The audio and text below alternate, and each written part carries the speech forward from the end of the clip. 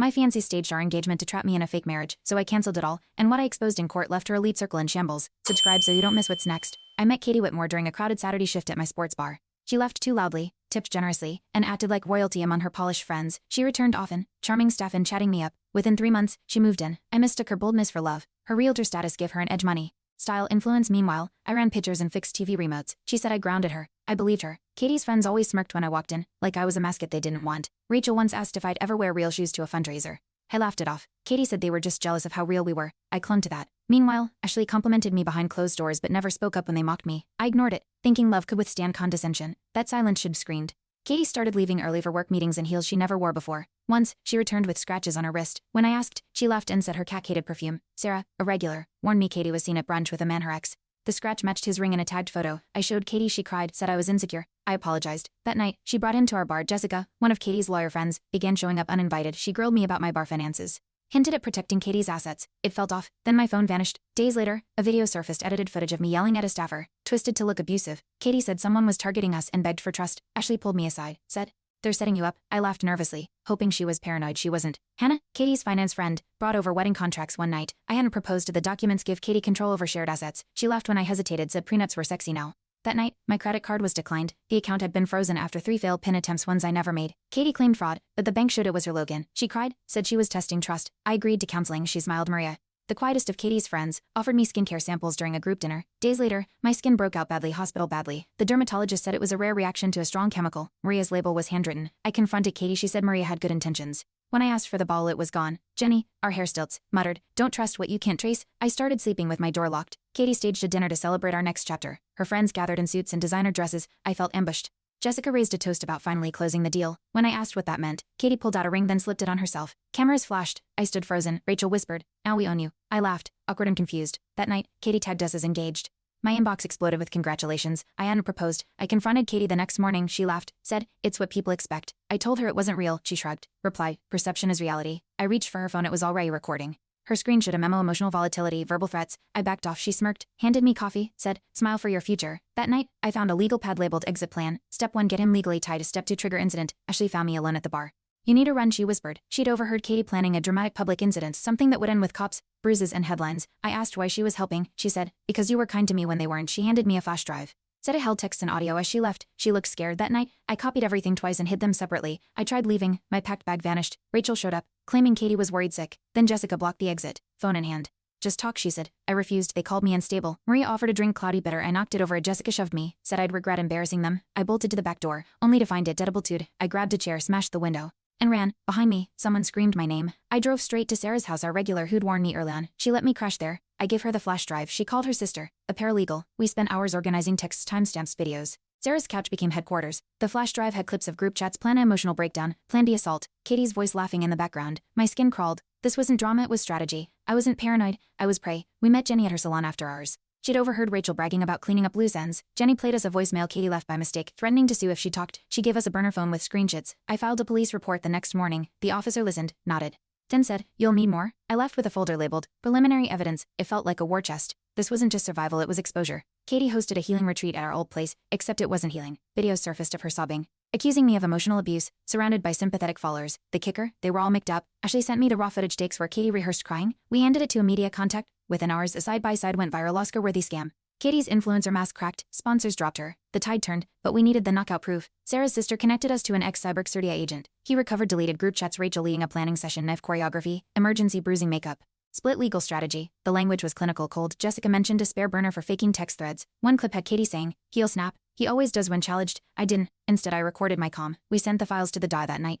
Police knocked on Katie's door. Game changed. Michael, Katie's lawyer ex, had represented a client in a domestic abuse case 6 months prior. Turns out, that client was Rachel's cousin, and she lost. Michael used that case files as a script to structure my downfall.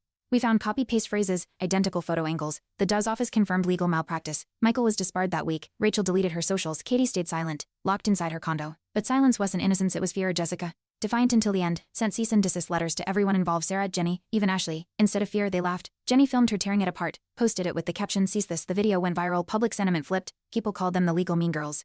Hashtags trended. Influencers distanced themselves. I received anonymous tips, voice memos, receipts, passwords. The tide wasn't just turning, it was crashing down on them. And the court date loomed. Katie's mother finally called. She hadn't spoken to me since the engagement. She cried, said Katie had always been controlling, always lying. She offered screenshots from a family group chat, Rachel suggesting Katie marry me quick to get access to assets. The messages were brutal. His bar's profitable. Get the name, spin abuse, lock it down. Her mother apologized, sent everything. That file became Exhibit 12. The people closest to her were jumping ship. Maria finally cracked. She showed up at the bar, eyes red, hands shaking. I didn't sign up for this, she said. She handed over as beheld audio of Rachel mocking the dermatology stunt. He's lucky he didn't need a skin graft, Rachel laughed. Maria begged me not to press charges. I promised nothing. Her file became the keystone, their cruelty recorded in their own voices. My lawyer said, this will bury them, and it did. The trial began with media frenzy. Katie walked in like royalty until the evidence rolled. Video, text, audio layered like a prosecutor's dream. The jury watched Ashley's gym footage of Katie rehearsing falls. They listened to Katie scripting cries. Jessica objected 13 times, none stuck.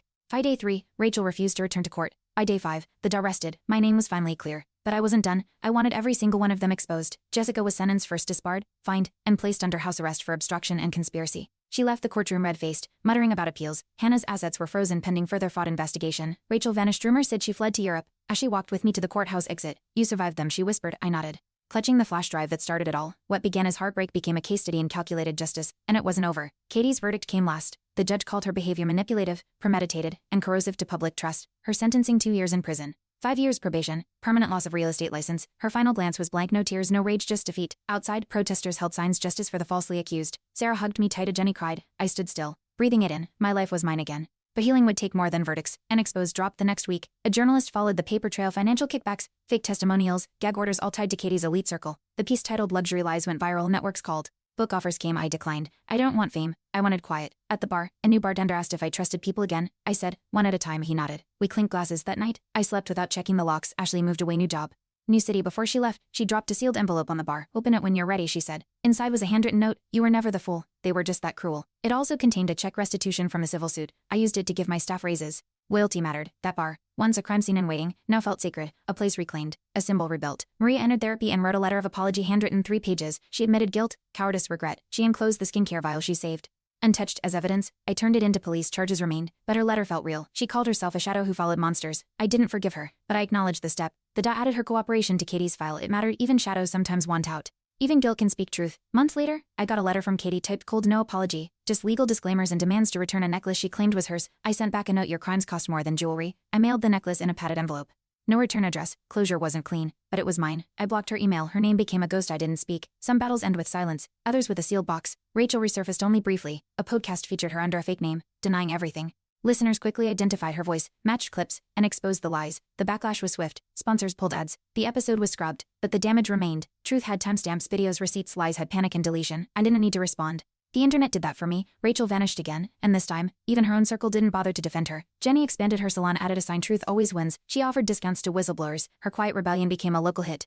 News outlets covered it. Her story, once buried under threats, now inspired others to speak. I visited her on the anniversary of my engagement. We toasted with sparkling cider. To honesty, she said. To never ignoring gut instincts, I replied. That night, I placed her voicemail back up in my safe. Some truths deserve vaults. The bar's anniversary drew a crowd, regulars, allies, new faces. Sarah gave a speech, short and sharp. This place stood when others tried to burn it down. Applause followed. I raised a glass to the staff, survivors all. We'd faced sabotage, lies, and legal warfare, and we'd built something better. As music played, someone requested the footage playlist, the one that exposed it all. I declined. Tonight's for the living, I said. We danced instead. I finally removed Katie's last belonging from my apartment, a framed photo from that fake engagement night. I took it to the dumpster but paused. Instead, I left it in a box labeled lessons, not to romanticize the trauma, but to remember the mask. I closed the lid, taped it tight, and shelved it in the storage closet. Not forgotten, just no longer haunting. Some stories aren't burned.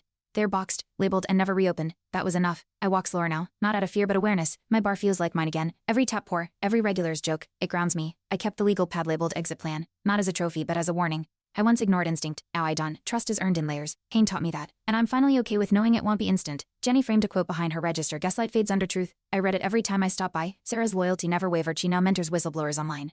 Ashley sends postcards from cities where no one knows her past. Their healing is loud, brave, mine's quiet. But it's real. My story was stolen once, rewritten by others. Now it's mine again. Every sentence earned, every silence healed. I keep a journal now, simple. No filters. The first page says, this one's mine, not for court, not for proof, just to exist as I am. Some pages are blank, others are messy, bitter, even joyful. That's the point. Life doesn't need choreography to be real, it needs truth, and mine finally isn't on trial, it's lived, unedited, safe, even if the scars stay. Katie now lives under court supervision, barred from media appearances. Jessica lost her license, Hannah filed for bankruptcy, Rachel hasn't resurfaced. Their empire of control cracked, public sympathy shifted. Where once I was mocked, I'm now believed. My name was smeared, but it's mine again. The courtroom is closed, the truth remains open, and that truth built my freedom brick by brick. Today, my bar hosts support nights, free meals for those rebuilding after abuse or betrayal. We don't advertise it, word spreads quietly. Just like the truth, I don't need applause, I need purpose, and I found it. The man they tried to break runs a haven now. Justice wasn't a verdict. It was this building piece from ashes and leaving the door unlocked. Thanks for watching. Hit subscribe to check out more stories on my channel.